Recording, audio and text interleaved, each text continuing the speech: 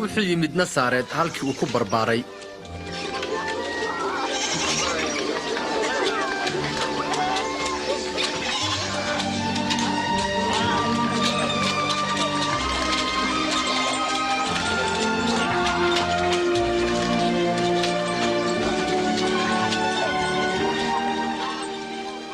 haye nabad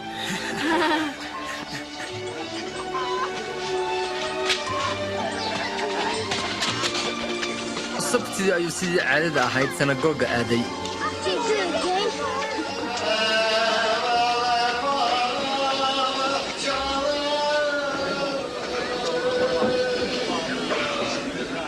waxaana loogu yeedhay inuu qayb ka akhriyo nebi Ishacyaa.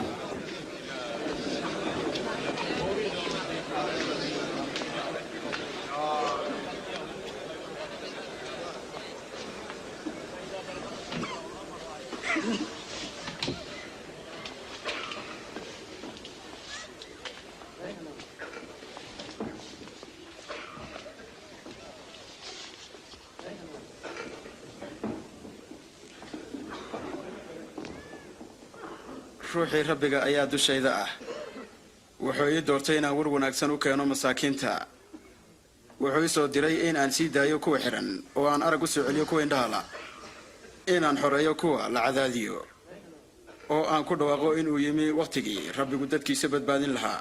isagoo si wanaagsan ayuu hadlay.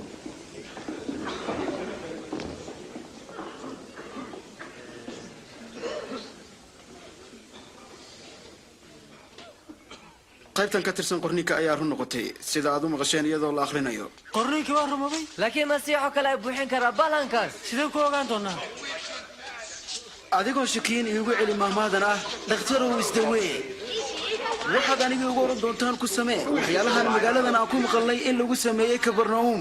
anigu waxaan idiin sheegayaa tan ma jiro nebi laga aqbalay beledkiisa.